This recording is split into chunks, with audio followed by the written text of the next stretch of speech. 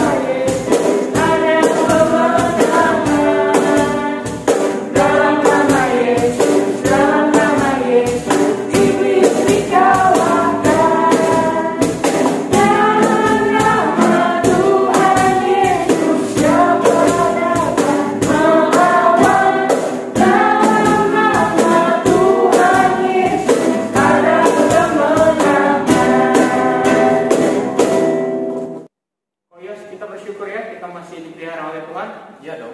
Burung pipit yang kecil aja dipelihara Tuhan. Pasti kita juga lebih dijaga oleh Tuhan.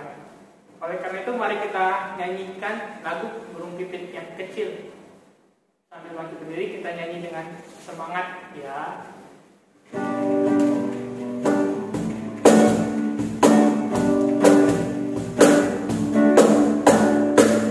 Diberi keindahan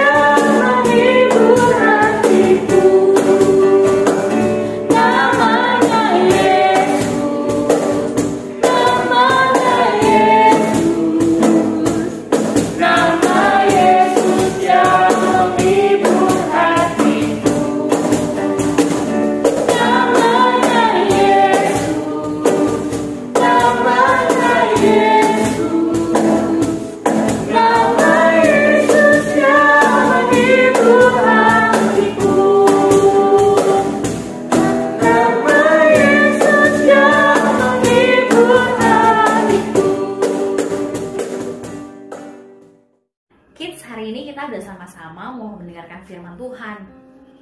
Ada seorang yang bernama Cornelius loh. Waktu itu Cornelius menyuruh 3 orang perwiranya yang lain untuk mencari Petrus di kota Yope. Ketika Cornelius sudah menyuruh 3 orang anak buahnya itu untuk mencari Petrus, dan dia harus berjalan beberapa hari lamanya, di kota Yope itu sendiri, Petrus mendapatkan penglihatan loh adik-adik dari Tuhan Yesus. Penglihatannya apa ya kira-kira? Tahu nggak adik-adik? Ternyata ada 3 binatang yang ada di sebuah kain yang besar, dan binatang itu adalah binatang-binatang yang sebenarnya dilarang untuk dimakan oleh orang-orang Yahudi. Di dalam hukum Taurat dituliskan tuh akan hal tersebut. Tetapi anehnya dalam penglihatan yang dialami oleh Petrus, seakan-akan Tuhan itu berkata kepada Petrus untuk boleh memakan 3 binatang yang sebenarnya dilarang. Petrus jadi bingung. Kira-kira Petrus jawab apa ya waktu Petrus disuruh untuk memakan 3 binatang yang dilarang itu? Adik-adik, ternyata Petrus berkata, "Tidak, aku tidak mau. Karena 3 binatang ini adalah binatang yang dilarang untuk dimakan, dan ini dicatat di dalam hukum Taurat."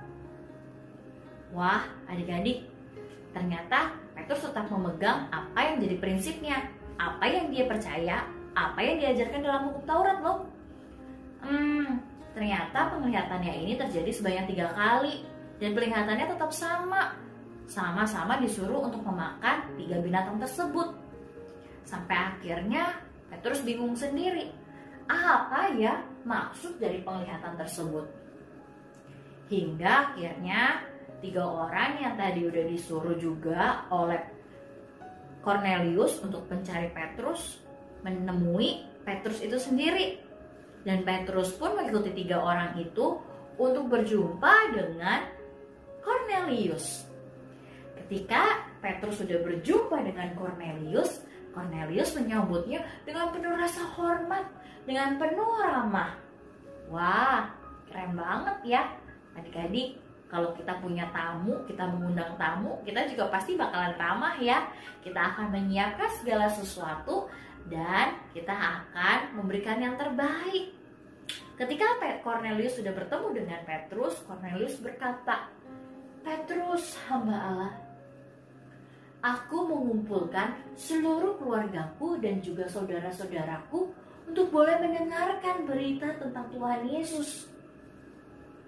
Ternyata adik-adik, Cornelius punya maksud ya ketika dia mengundang Petrus untuk bisa hadir di kota itu. Ternyata Cornelius mau supaya Petrus bisa membagikan kisah tentang Tuhan Yesus, dan supaya keluarga daripada Cornelius ini bisa percaya pada Tuhan. Keren banget. Keren banget. Nah adik-adik, ketika Petrus tahu alasan daripada Cornelius mengundang dirinya, dia pun dengan penuh semangat menceritakan tentang Tuhan Yesus. Petrus berkata, "Dahulu aku pikir Tuhan Yesus hanya datang untuk orang-orang Yahudi. Seperti kalian tahu, orang Yahudi dilarang berada di rumah orang yang bukan orang Yahudi. Dan itu adalah sebuah larangan bagi kaumku. Namun hanya karena Tuhan Yesus saja hari ini aku bisa ada bersama-sama dengan kalian. Aku bisa ada sekarang di rumah yang bukan seorang Yahudi, itu karena Tuhan. Aku baru memahami Tuhan ternyata datang bukan hanya untuk kaumku, tetapi untuk semua suku, termasuk kalian. Tuhan begitu mengasihi kita. Tuhan begitu menyayangi kita. Tuhan mengasihiku. Walaupun kita berbeda, tetapi Tuhan mengasihiku dan Tuhan juga mengasihimu. Tuhan menunjukkan kepadaku agar aku tidak memandang rendah orang-orang lain yang tidak dari kaumku. Dan aku baru menyadari hal itu. Tuhan mengasihi semua orang, mengasihi semua suku bangsa. Dia datang untuk menjadi penyelamat semua orang yang dikasihinya. Asalkan kita mau percaya kepadanya. Suku apapun, kulit apapun, bentuk rambut bagaimanapun, itu dikasihi Tuhan. Maukah engkau percaya kepada Tuhan Yesus? Adik-adik, ketika Petrus sudah berkhotbah dan memberitakan tentang Injil Tuhan, banyak orang yang sudah berhimpun yang diundang oleh Kornelius akhirnya mengaku percaya pada Tuhan Yesus. Dan hari itu juga terjadi pembaptisan sebagai satu bentuk komitmen diri mereka mencintai Tuhan dan sungguh-sungguh beriman untuk Tuhan. Keren banget ya. Pasti Tuhan senang banget deh kalau banyak orang yang boleh mendengarkan firman Tuhan, Injil Tuhan, dan mau mengaku percaya kepada Tuhan. Wih, seneng banget ya. Saudara yakin semua itu bisa terjadi karena pertolongan daripada Allah Roh Kudus yang boleh memenuhi mereka semua dengan kuasanya yang ajaib. Adik-adik, kalau Roh Kudus sudah bekerja, tidak ada yang bisa menggagalkan segala sesuatu. Semuanya pasti jadi. Hari ini kita belajar ya adik-adik. Apapun kulit kita warnanya, bentuk mata kita, baik mata yang sipit atau mata yang lebih besar, mau rambut kita yang lurus seperti laut sereret atau rambutnya ada yang ikal keriting, semua disayang sama Tuhan loh. Tuhan datang bukan hanya untuk orang-orang tertentu. Adik-adik, setiap kita itu punya perbedaan ya. Laut serere beda dengan laut setata. Laut serere beda juga dengan laut sebela. Laut sebela, laut setata, laut serere beda juga dengan laut sememe, Cici Caca, Cici Olive, Koko di Kayos, Koko Calvin, ataupun yang lainnya. Setiap kita punya perbedaan. Dan adik-adik bisa lihat hal tersebut. Tetapi Tuhan sayang banget sama kita loh. Dia datang untuk engkau dan saya. Karena hal itulah setiap kita yang udah disayang sama Tuhan bisa untuk mengasihi yang lainnya loh adik-adik.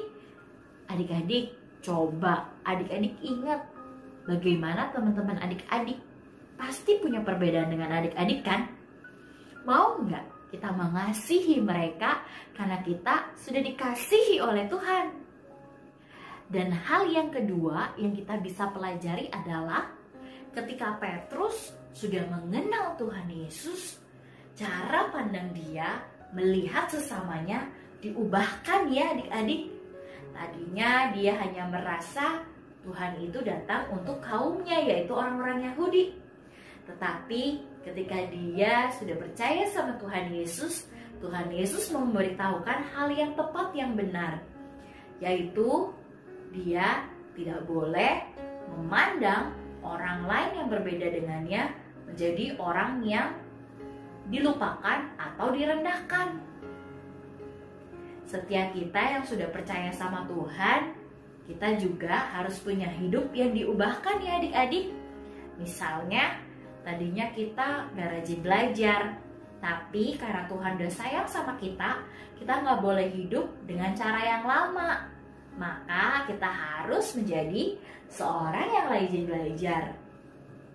Dulu kita pilih-pilih teman, tapi sekarang setelah kita tahu Tuhan mengasihi kita, maka gak ada lagi tuh pilih-pilih teman. Adik-adik, yuk kita mau belajar menghidupi kebenaran firman Tuhan ini. Mengenal Tuhan Yesus akan mengubah cara hidup kita. Ingat ya, mengenal Tuhan Yesus akan mengubah cara hidup kita. Itu bisa terjadi karena kita beriman, percaya pada Tuhan. Tetap fokus ya adik-adik. Adik-adik, yuk kita mau sama-sama menutup firman Tuhan hari ini dengan berdoa. Bapa yang ada di dalam surga, kami bersyukur karena hari ini kami boleh mendengarkan satu firman Tuhan yang mengingatkan kepada setiap kami bahwasannya mengenal Tuhan Yesus akan mengubah cara hidup setiap kami, dan khususnya dalam hal memandang sesama kami, mengasihi sesama kami. Tolong kami Tuhan, agar kami boleh terus mengasihi teman kami, keluarga kami, ataupun sanak saudara kami yang lainnya. Dan biarlah Tuhan saja yang boleh tolong hidup kami hari lepas hari. Kami mau menyerahkan papa mama, adik kakak ke dalam tangan Tuhan. Kiranya Tuhan yang terus boleh berkati. Kami juga mau berdoa bersama Tuhan di dalam masa pandemi ini. Kami memohon belas kasihan daripada Tuhan. Kiranya Tuhan, Engkau yang boleh menolong pemerintahan, setiap dokter, perawat yang ada, agar mereka juga diberikan hikmat bijaksana, kesehatan dan penjagaan daripadamu. Kami mohon supaya COVID ini bisa cepat ditangani, dan orang-orang Indonesia pun bisa mengikuti setiap peraturan yang ada demi keselamatan. Terima kasih Tuhan Yesus. Kami menyerahkan doa ini hanya di dalam nama Tuhan Yesus Kristus. Amin. Kids, Los Ferrera punya pengumuman nih. Jangan lupa ya, di tanggal 1 sampai 3 Juli kita ada balon belajar Alkitab liburan online. Jangan lupa ya, dengan tema Math Belaga. Untuk setiap kita yang belum mendaftar, adik-adik bisa hubungi Lause Bella atau Lause Tata. Kalau kalian nggak tahu nomornya, kalian bisa lihat di dalam sini nih. Ya, jangan lupa ya adik-adik, Tuhan Yesus memberkati setiap kita. Yuk kita mau terus mengenal Tuhan.